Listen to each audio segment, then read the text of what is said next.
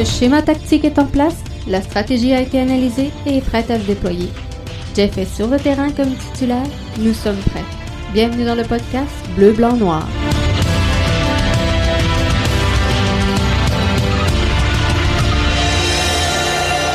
Bonsoir tout le monde et bienvenue au podcast Bleu, Blanc, Noir, l'édition du 11 décembre 2020. Jeff Morancy qui s'installe avec vous encore une fois pour les 30 prochaines minutes. Question de fermer cette semaine-là. Gros show encore ce soir. On a plusieurs sujets que je veux discuter avec vous. Demain, bien sûr, le grand match, la grande finale dans la MLS qui opposera le Sounders de Seattle au Crew de Columbus. Qui sortira vainqueur de ce duel-là? Ça va être vraiment un match intéressant à surveiller, ça c'est certain. Le match également qui s'en vient, on va s'en parler en détail lundi, mais le match face à CD Olympia pour l'Impact de Montréal, ça s'en vient également, le match retour. Le 15 décembre, donc 2020, sur le coup de 20h, ça va être absolument à ne pas manquer. Et ce soir, je veux qu'on se parle de l'Impact en CPL en 2021. Est-ce que c'est possible? Est-ce que c'est absurde? C'était la question Twitter que je vous posais aujourd'hui. Et l'Impact en CPL pour 2021, est-ce que c'est un avenue à considérer? Je pense que vous êtes unanime. C'est assez clair dans la réponse que c'est non à 74,2%, alors que oui, seulement 26% des répondants. Je vous explique mon point de vue. Vous allez peut-être pas le partager. Vous avez le droit, on est là pour ça d'ailleurs, discuter ensemble. Puis si vous êtes là, que ce soit sur Facebook, sur YouTube, sur Twitter, Periscope, je vous invite à embarquer des nôtres et à venir discuter de choses possibles dans le contexte actuel. Je remémore un peu les choses pour la saison 2020 de l'Impact de Montréal et cette réalité s'applique à l'ensemble du climat canadien finalement. Donc, les Whitecaps, le Toronto FC et bien sûr l'Impact de Montréal. Dure saison pour tout le monde dans cette pandémie. Ça, c'est vrai, c'est à travers tout le circuit au grand complet. Je pense que c'était difficile pour tout le monde. Si tu aurais mis temporairement dans le sondage, est-ce que le résultat change? Peut-être. Mais je vous explique mon point de vue, Mathieu. Moi, sincèrement, je pense que 2021, l'Impact en CPL, pour 2021 seulement. Attendez, là, je vous ai pas expliqué mon concept. Mais 2020, année difficile pour toutes les formations à travers tout le circuit Garber, privé d'énormément de revenus. C'est vrai pour l'Impact. C'est vrai pour les Whitecaps. C'est vrai pour Toronto. Si on regarde les statistiques, faut pas oublier que l'Impact, on aura beau dire que l'Impact de Montréal est une grosse formation, est une formation de premier plan. Encore faut-il que cette formation-là soit un projet viable économiquement. Comprenez-vous? Donc, si je me réfère, et si vous voulez, tantôt, je vous donnerai les liens là, sur les réseaux sociaux, sur un article de la presse qui remonte au 5 novembre 2019. Donc, via la presse, on apprenait, selon le magazine Forbes, l'équipe de soccer montréalaise a perdu 15 millions canadiens sur des revenus de 23 millions durant la saison 2018, soit une marge de perte de 67%. Ça, c'est la réalité économique de l'Impact en saison 2018. À la fin de la saison 2018. L'Impact de Montréal, qui est une entreprise privée, donc qui n'a pas besoin de dévoiler ses états financiers sur la place publique, comme c'est le cas pour les ONBL, comme c'est le cas pour les organismes publics. C'est une entreprise privée. Elle n'est pas obligée de rendre public ses comptes et elle n'est pas redevable à personne. C'est une entreprise privée. Joey Saputo a clairement indiqué sur la place publique que l'Impact de Montréal génère des pertes d'environ 11 à 12 millions canadiens depuis son entrée en MLS en 2012. L'Impact de Montréal, depuis 2012, cumule des pertes de 11 à 12 millions par année. À un moment donné, il faut un frein à tout ça. Et 2020, j'arrive à 2020, j'ai pas eu le temps de préparer l'infographie que je voulais. On fait un calcul ensemble. Je vais le faire en même temps que je vous parle. Je le partage avec vous selon ce que j'ai trouvé comme information sur les internets en cherchant à droite et à gauche sur des sites très, très crédibles. La foule moyenne au Stade Saputo pour l'Impact, la saison 2019. Je ne prends pas 2020. Je pense que c'est clair que ça serait pas bon. Je prends 2019. La foule, elle est de 17 655. Ça, c'est la moyenne. 17 655. C'est la moyenne de spectateurs qui se rendent au Stade Saputo pour voir un match de l'Impact de Montréal. Il y a 20 matchs locaux dans la saison. On a 353 100 personnes qui se rendent au Stade Saputo. Si on fait une recherche rapide sur les statistiques de l'Impact, le prix moyen des billets est de 30 $ pour l'Impact. Il y en a des plus chers, il y en a des moins chers. L'effet de balancier, on va chercher 30 $. Je suis à 10 593 000 $ que l'Impact n'a pas généré cette année. J'ajoute à ça les 11 millions de pertes que Joey Saputo a lui-même annoncé. Je suis en perte de 21 593 000 $ au moment où on se parle. Et je retire à ça les revenus de concession. Il y a 17 655 personnes qui se rendent au Stade Saputo. 20 matchs par année, il y a 353 100 personnes. Disons que ces gens-là consomment tous pour 3 $. Ça, c'est une moyenne qui est très conservatrice parce que si vous prenez une bière au Stade Saputo, vous allez voir que vous le dépassez amplement, mais c'est pas tout le monde qui consomme une bière. Mais il y en a qui vont prendre une bière, un hot dog. Bref, 3 $, je pense que c'est un chiffre qui est juste, qui est réaliste. J'espère que vous en conviendrez. Je rajoute 1 million à cette perte-là. Donc, je suis à perte de 24 millions au moment où on se parle. L'Impact s'en va jouer à l'extérieur tout au long de cette saison-là. Faut que j'héberge mon équipe. Faut que je les voyage. Faut que je les nourrisse au restaurant. Donc, je vous le dis, l'Impact ne s'en tire pas cette saison en bas d'une perte de 30 millions. On peut considérer facilement que l'Impact de Montréal pour la saison 2020, c'est des pertes à la hauteur minimale de 30 millions de dollars.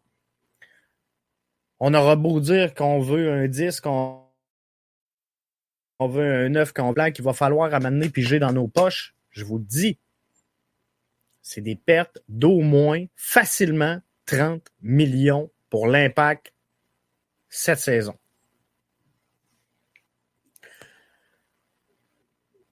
Donc, sur les réseaux sociaux, on a entendu parler que peut-être que pour 2021, suite à ce qu'on a sous-entendu de ce que le commissaire Garber a dit dans son point de presse, On a comme sous-entendu que ça avait été très difficile pour les équipes canadiennes, qu'on pourrait pas faire une autre saison avec pas de gens dans les stades et il va falloir trouver un moyen pour les équipes canadiennes parce que ça fait pas de sens.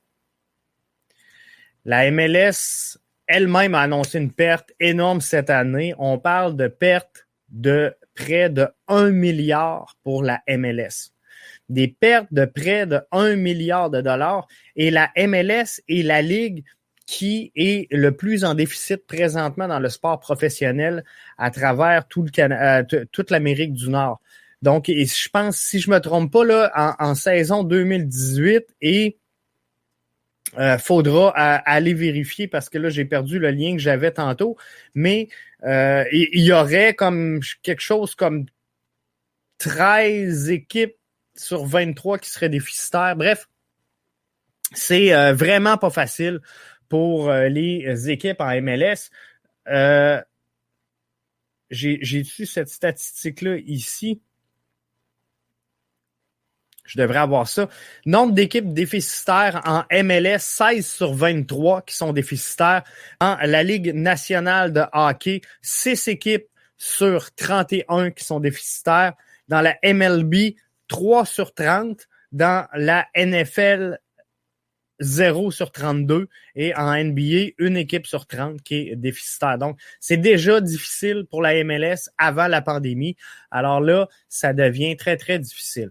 Donc, il faudra trouver un moyen si la pandémie ne se résorbe pas. Et peut-être que tout ce que je vous dis ce soir n'aura pas de sens si le vaccin arrive, que tout le monde peut voyager, qu'on recommence à mettre du monde dans les estrades. Tout ce que je vous dis aujourd'hui devient de la bouillie pour les chats. On chiffonne ça, on met ça dans la poubelle. C'est normal. Mais dans le contexte actuel, faut trouver un plan B si on va assurer la viabilité de ces équipes-là.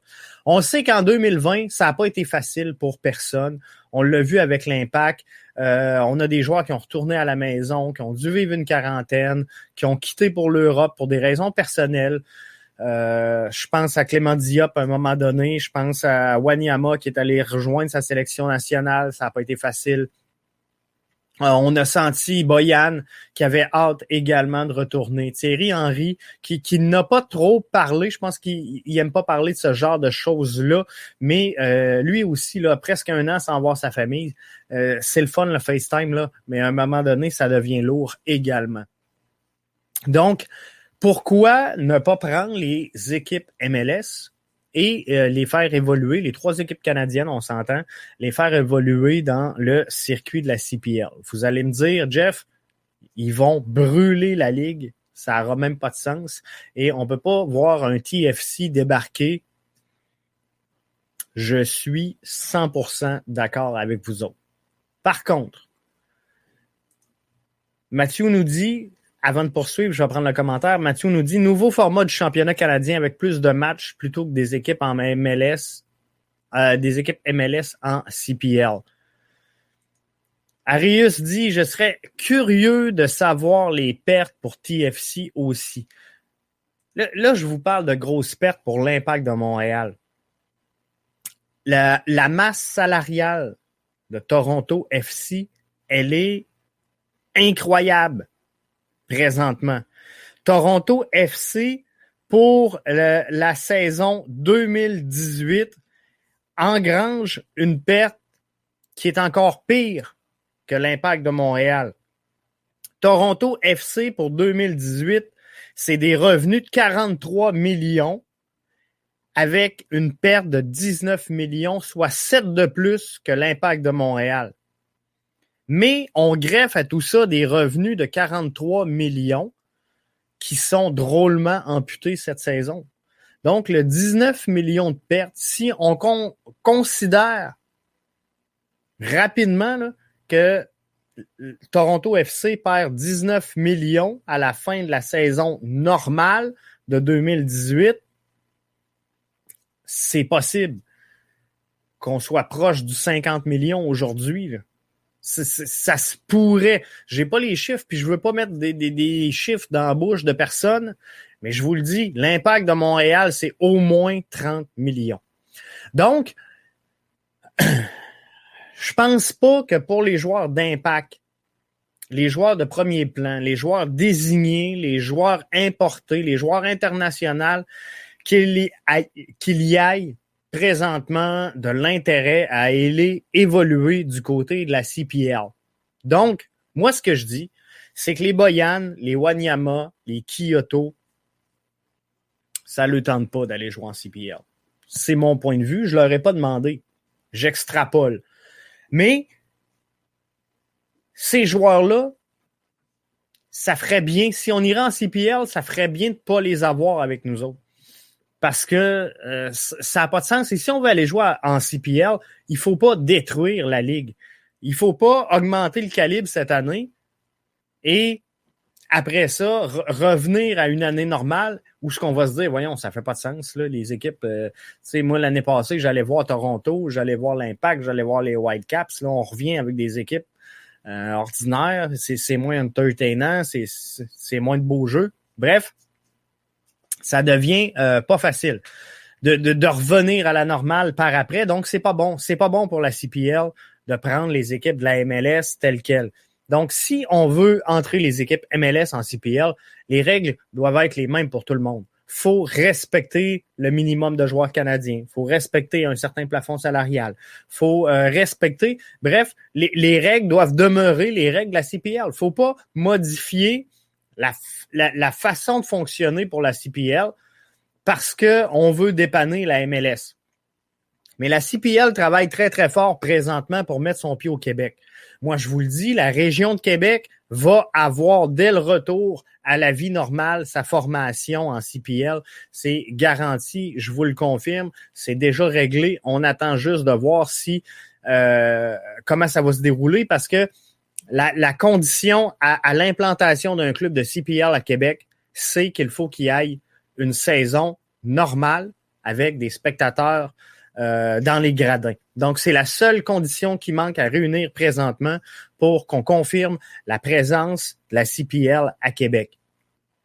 Donc, ça va se faire. La CPL à Québec, c'est dossier réglé. Pour ce qui est de Montréal, on aimerait ça, mettre une formation, on étudie des possibilités, on étudie des endroits, on étudie des stades. Il y a encore du travail à faire. Québec a une longueur d'avance sur le projet qui pourrait avoir lieu dans les environs ou autour de la grande région de Montréal. Mais quoi qu'il en soit, il n'y a rien de confirmé au moment où on se parle. Mathieu qui nous dit, est-ce que c'est déjà réglé pour Québec en CPL? Mathieu, je te confirme que pour Québec, la seule condition qui reste à remplir, c'est d'avoir une saison normale, complète, et un peu de temps pour se revirer de bord. Il ne faudrait pas que la CPL dise « OK, on commence à jouer demain. Faut monter le branding, faut vendre cette équipe-là à la population. » Bref, il faut avoir un peu de temps devant nous. Mais c'est réglé pour Québec en CPL. Donc, il faut une saison normale, il faut du temps pour lancer cette saison-là et la mettre en branle. Ceci étant, donc, la CPL cherche la visibilité au Québec, d'avoir l'impact dans son giron pour la saison 2021. Et je ne parle pas de 2022-2023, juste pour 2021, l'année où on n'est pas sûr parce qu'il y a la fin de la pandémie qui va être là. Il faut une formation au Québec en CPL parce que la CPL ne sera jamais une formation, une ligue canadienne d'envergure sans une présence de Québec dans son milieu. Et ça va être une porte beaucoup plus facile après pour entrer au Nouveau-Brunswick également parce qu'on sait qu'il y a un projet dans les environs de Moncton, Nouveau-Brunswick, on veut s'implanter là. Bref, on va en reparler de la CPL dans une autre émission. Mais, comme je vous dis, les joueurs de premier plan, les joueurs internationaux ne voudront pas évoluer en CPL et c'est comprenable. Mais d'un autre côté, la CPL ne veut pas d'avoir ces joueurs-là non plus dans son giron. Donc, moi, ce que je dis, c'est qu'on a des Boyan qui ont trouvé la saison longue, on a des Kyoto qui ont trouvé la saison longue, on a des Wanyama qui ont trouvé ça long également. Est-ce qu'on peut prêter ces joueurs-là à une formation de leur environnement naturel, où ils vont aller rejoindre leur famille. Donc, pour 1 an, on dit à Wanyama, regarde, trouve-toi une équipe qui ferait ton affaire près de chez toi, où tu seras proche de ta famille. Nous, on va t'envoyer en prêt là-bas et on va faire jouer nos jeunes Canadiens issus d'un produit de l'Académie de l'Impact qui est jeune, qui va être comme ça et qui va se construire dans le projet de CPL, qui va avoir des minutes de jeu, qui va apprendre à un bon rythme, à un bon calibre de jeu également pour se mettre en compétition. Donc, moi, je pense que c'est sincèrement logique de le faire. C'est sûr que pour Toronto, on ne se fera pas de cachette, ça devient plus difficile. Parce que Toronto a une équipe beaucoup plus étoffée. À Montréal, un coup qu'on a réussi à relocaliser Boyan, Wanyama, Piet, et Boyan, on va peut-être le perdre de toute façon. Donc, mis qu'on aille replacer là, Kyoto, Piet peut-être, Wanyama, on va avoir fait le tour, là. Tranquillement, pas vite. Donc, on pourrait avoir une formation. Vancouver est un peu pareil. Vancouver, Mikaï a replacé Ali Adnan, Mikaï replacé Cavallini, mais encore là, il pourrait évoluer avec cette formation-là. C'est un joueur canadien, un joueur qui vient d'ici, donc pourrait très bien se démarquer en CPL. Aurait peut-être pas l'intérêt, comme je vous dis, donc on pourrait le prêter. Ça serait de bon augure. Arias qui nous dit une bonne idée de mettre une équipe dans la CPL. Voilà pourquoi il faut encore plus de joueurs locaux pour Montréal. Je crois que ces facteurs rattrapent l'Impact à cause du manque de sentiment d'appartenance auprès de la communauté soccer québécoise. C'est clair que l'Impact manque une partie à ce niveau-là du sentiment d'appartenance auprès de la communauté du soccer québécois. Et c'est un profond malaise, ça, chez l'Impact de Montréal, parce qu'on dirait qu'on n'a pas vraiment le droit d'en parler. Mais il y a une relation spéciale entre les fans de foot, les fans de l'Impact et l'Impact de Montréal. On a de la misère à calibrer comme il faut. Et je pense que le problème profond devient à quelque part le problème de la MLS. La MLS est une ligue qui, à mes yeux, que j'adore, là, j'adore suivre la MLS, j'adore suivre l'Impact de Montréal, mais la MLS a jonglé sur 2 statuts ne pourra jamais s'assumer et se développer.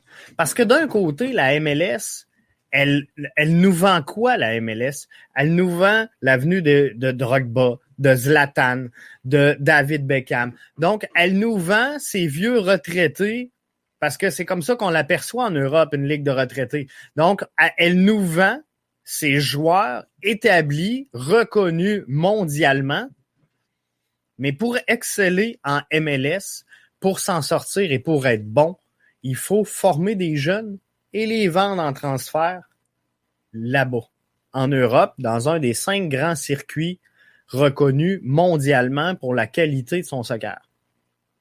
Donc l'Impact, pas l'Impact, mais la MLS aimerait bien être au niveau du club des 5. Mais à jongler entre, il nous faut des jeunes qu'on va vendre sur le marché, donc mais qu'ils soient bons, ils seront plus chez nous, et des joueurs en fin de carrière, ben les joueurs à leur apogée ne seront jamais en MLS. C'est ça le problème présentement de la MLS. Et il y en a plein qui me disent, Jeff, la CPL, c'est comme un club école. C'est comme comment je pourrais dire, la Ligue américaine de hockey, ceux qui veulent le comparer. Donc, on a goûté à la MLS, on veut rien savoir de la CPL.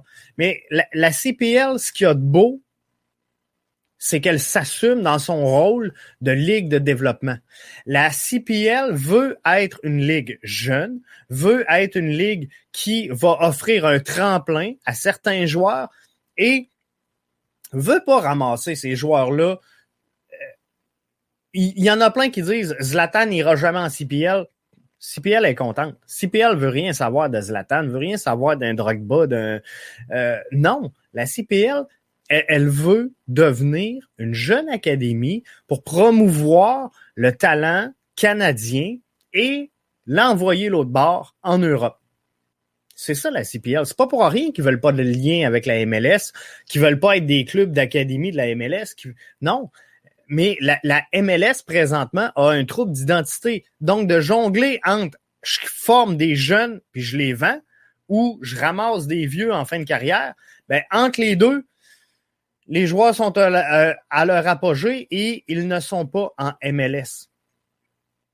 Donc, Alphonso Davies, qu'on crée ici, qu'on met au monde, qu'on expédie l'autre bord et qui va revenir à 37-38 ans, on a manqué totalement le phénomène. On a manqué le phénomène parce que là, il n'est pas assez bon pour convaincre les gens d'aller le voir. Il n'y a personne là qui... Ça faisait pas la file pour aller voir jouer Alphonso Davies à sa première saison. Il a marqué un but en MLS à sa deuxième saison. Première saison d'Alphonso Davies à MLS, c'est un jeune qui arrive, qui taille sa place, qui gruge et qui développe son talent. Là. Pensez pas qu'Alphonso Davies, il jouait à Vancouver comme il joue présentement au Bayern. C'était pas ça du tout. Donc, ça attire pas les foules. Mais quand on a commencé à comprendre le phénomène Alphonso Davies, pouf, disparu, traverser l'autre bord de l'océan. Et là, la MLS pourrait générer des retombées importantes au guichet si les Whitecaps de Vancouver auraient présentement Alphonso Davies. Et si, par exemple, l'Impact de Montréal aurait Jonathan David, et si Toronto en aurait un ou deux également, il y aurait une rivalité de 1 qui serait folle, et de 2, la MLS attirerait les regards, attirerait l'attention, mais ces jeunes-là veulent rien savoir de rester en MLS parce que le talent, il est l'autre bord. L'attraction est l'autre bord. Le rêve de jouer avec les grands est l'autre bord. Donc, à partir du moment où tu dis, moi, j'ai pas de ligue qui est capable de séduire et d'aller jouer au top niveau, la MLS, demain matin, enlève son plafond salarial et disent, allez-y, allez vous battre avec la Ligue des grands. Nous autres, on va monter jusque-là et on va devenir une ligue de soccer qui est dominante à travers le monde parce qu'on a notre façon de faire notre soccer qui est nord-américain et ça va être de toute beauté. Mais la réalité, c'est que la MLS n'est pas prête à aller là. Pourquoi? Parce que la MLS a trop de petits marchés. Je vous le disais tantôt, je vous donnais la statistique sur les équipes qui sont en perte. En 2018, c'est 16 équipes sur 23 qui sont déficitaires. Imaginez si on dit à ces équipes-là, les 3 DP, oubliez ça cette année, là, c'est all you can pay, all you can have. Donc, tant que tu peux payer, tant que tu vas avoir. Fait que va en chercher des joueurs. Mais là, avec la pandémie, les équipes européennes, ils ont fait comme nous autres, là. Ils ont chuté et il y a plusieurs formations en Europe qui sont présentement... il fait chaud, là. Ils n'ont jusque-là, puis ils ont hâte que les activités reprennent et que le cours des choses soit revenu à la normale. Donc, d'aller chercher des joueurs, ça devient beaucoup plus facile. Je vous garantis que si demain matin, l'Inter de Miami, de David Beckham, a les mains lousses et qu'on lui dit « va chercher qui tu veux là-bas », mais des équipes de premier plan qui sont dans des positions confortables comme Miami, comme le LA Galaxy. Bref, vous connaissez les endroits un petit peu plus glam, le New York FC. Ça devient le fun d'aller chercher des joueurs l'autre bord et peut devenir un bel atout. Je vais prendre quelques commentaires parce que ça défile rapidement. La MLS a pris 15-20 ans pour obtenir un nom au soccer international et selon moi, Alberto, ils sont rendus encore au sommet. La MLS a une belle ambition, mais la MLS doit recentrer son produit pour vivre à la hauteur de ses ambitions.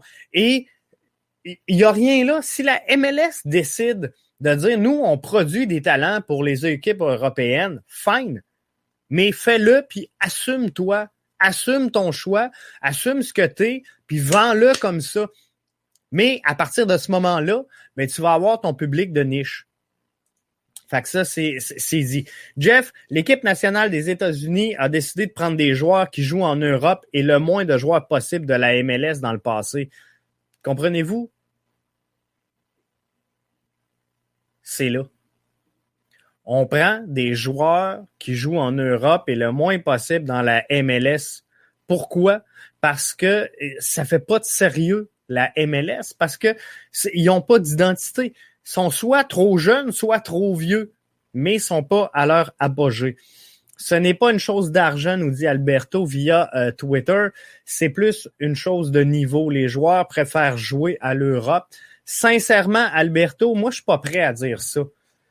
Moi, je pense que dans le soccer, c'est une grosse business, Alberto, et c'est It's Money Talk. Il faut avoir de l'intérêt des sports aux États-Unis. C'est le 4e, 5e sport dans cette liste. Mais ça, c'est l'œuf ou la poule, hein, Alberto. Donc, est-ce que le sport va devenir un sport de tête et les gens vont embarquer, ou les gens vont embarquer quand la MLS va être un sport de tête? Donc là, faut que tu donnes un premier coup de pédale dans le bon sens pour ramener ton produit. Mais moi, je vous le dis, si la MLS veut faire partie des 5 grands circuits européens, c'est facile. Il y a une fusion qui s'en vient, qui se pointe le bout du nez. Je vous l'ai partagé sur Twitter cette semaine avec la Liga MX. On dit que la FIFA aurait autorisé cette fusion-là. C'est dramatique pour l'Impact. Dramatique, je vous le dis. L'Impact n'aura pas les moyens de suivre le développement de cette Super Ligue-là si la MLS et la Liga MX se fusionnent.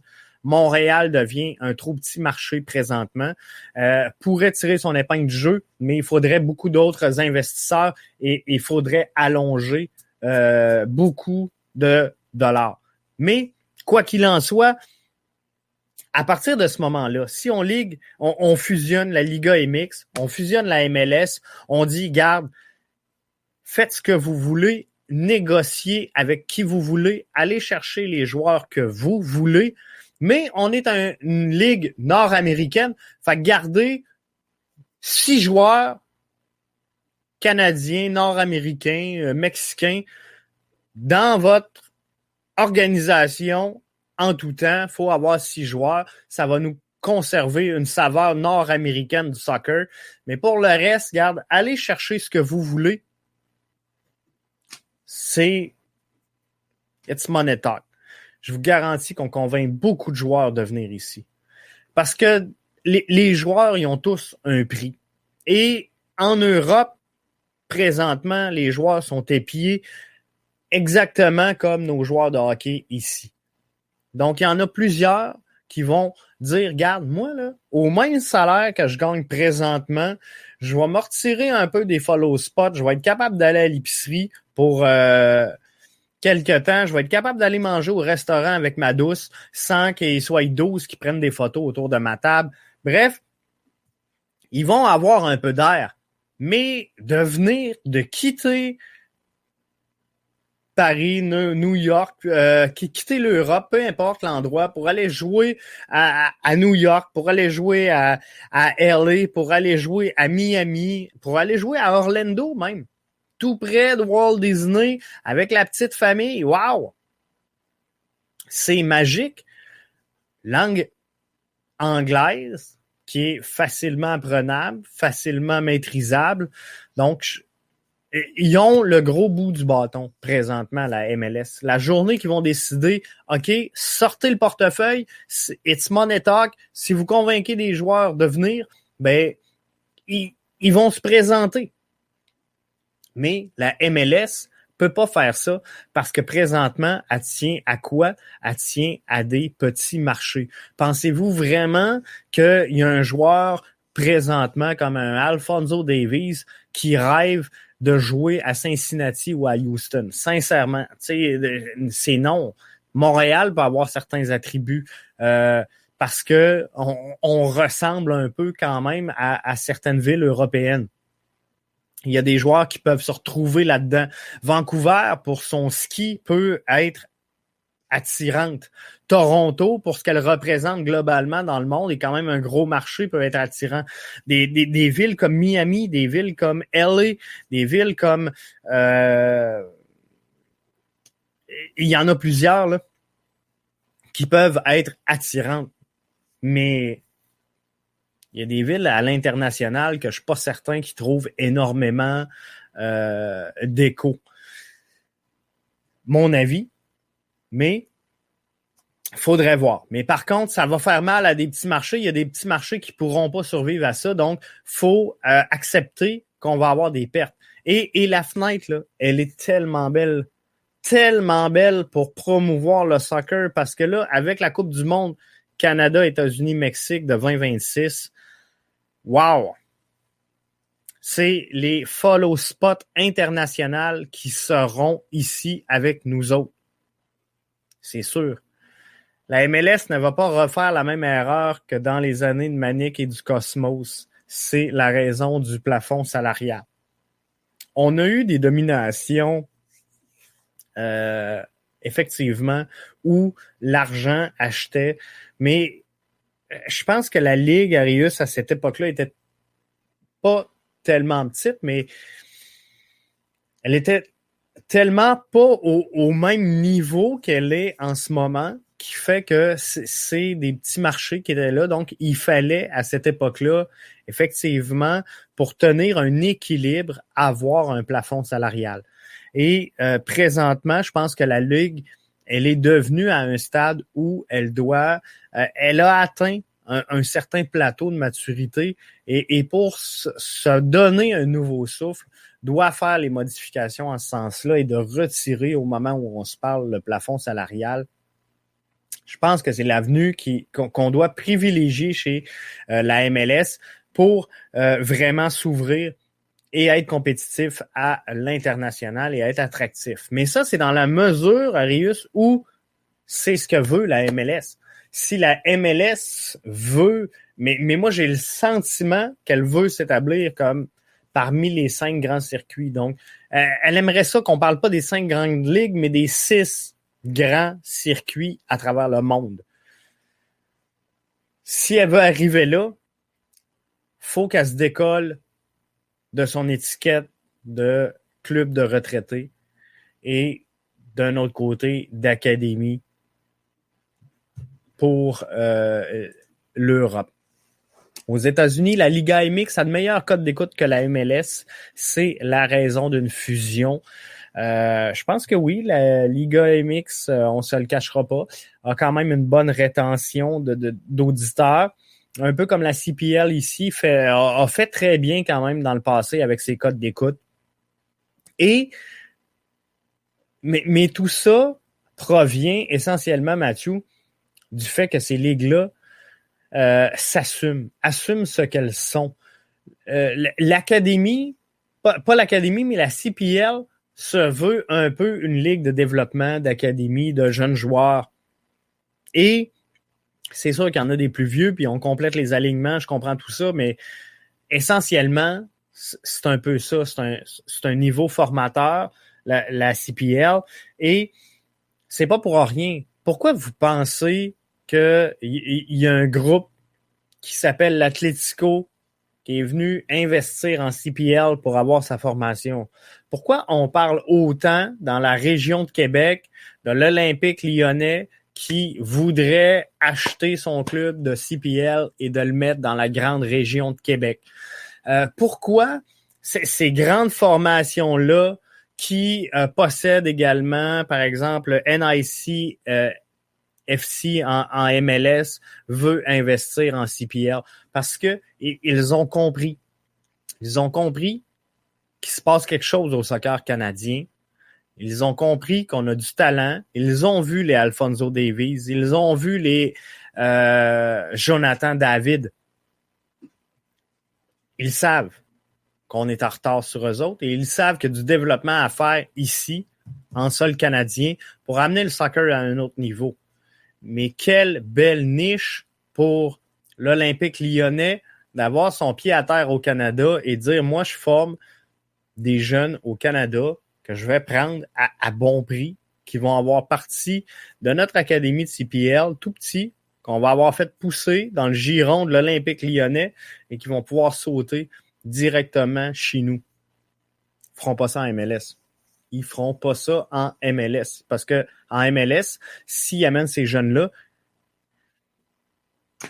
ils n'auront pas d'équipe, ils ne seront pas compétitifs. Donc, ils vont faire quoi? Là? Ils vont greffer des restants de talent pour être compétitifs et attirer des foules et au moins atteindre le break-even et pouvoir perdurer dans cette ligue-là. Tu sais, Joey Saputo, là, vous aurez beau me dire, Jeff, ce gars-là a de l'argent, mais il a de l'argent pourquoi? Il a de l'argent parce que c'est un homme d'affaires, il a de l'argent parce qu'il sait compter, il a de l'argent parce qu'il est en mesure de réaliser ses projets. Donc, un gars qui a de l'argent acceptera pas de perdre des 30 millions, comme c'est le cas cette année, pendant plusieurs années. Ça fait 12 ans qu'il est en MLS, Joey Saputo. Ça fait 12 ans qu'il perd 11 millions par année. Pensez pas qu'il va en perdre 11 pendant encore 10 ans. À un moment donné, c'est le fun d'avoir une passion, mais un homme d'affaires va tirer la plug un jour, je vous le garantis. Filosa a reçu des plaintes de l'Impact quand il parle de CanPL. Ils feront pareil. Ils enverront des plaintes au niveau de l'Impact. Ça me dérange pas. Je dois rien. J'ai aucun lien avec l'Impact de Montréal. Et c'est un show où on analyse et on dit ce qu'on pense. Mais moi, je pense que sincèrement, le projet d'amener temporairement l'Impact et sans l'amener, si vous voulez pas voir l'Impact en CPL, là, il y a un autre plan. On fait juste retirer les 3 équipes canadiennes.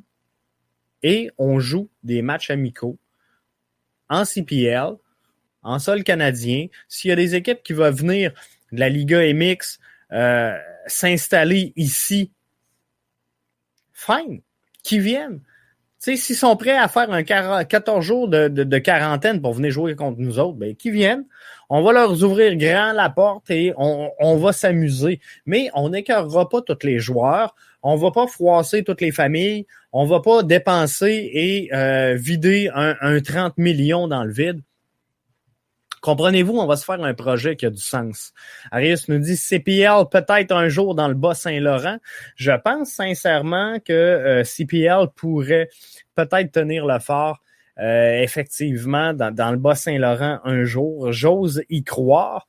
Je pense que un projet de PLSQ serait crédible présentement au Bas-Saint-Laurent. Je pense qu'on aurait tous les atouts. Manquerait quelques installations sportives, on se le cachera pas. Je comprends pas qu'en 2020, on n'aille pas de stade de soccer intérieur synthétique, typiquement à 11. Dans le Bas-Saint-Laurent, je comprends pas. On a un terrain, tu sais, qui est super beau, le stade Premier Tech, mais pour moi, c'est pas suffisant pour attirer la PLSQ avec la surface douteuse. Mais on a des belles installations. Ça s'en vient, on s'en va dans le bon sens. Hey, là-dessus, ça fait 15 minutes. J'ai défoncé. Hey, je vous remercie d'avoir été là. Je vous souhaite un bon week-end. Demain, on va se parler tout de suite après le match. Hein. C'est la grande finale demain quand même de la MLS. Alors, ça va être tout un match à ne pas manquer. J'ai ça ici. Non, ça, c'est le match retour. 15 décembre, mardi. Le match retour, donc, à ne pas manquer. CDA Olympia, Impact de Montréal, c'est le 20. Et le match final de la MLS, ce sera bien sûr à ne pas manquer demain, 12 décembre, 8h30, présenté à TVA Sport, le Crew de Columbus contre le Sounders de Seattle. Ça va être de toute beauté. J'espère que vous serez là, j'espère que vous serez présents et que vous allez suivre ce match-là.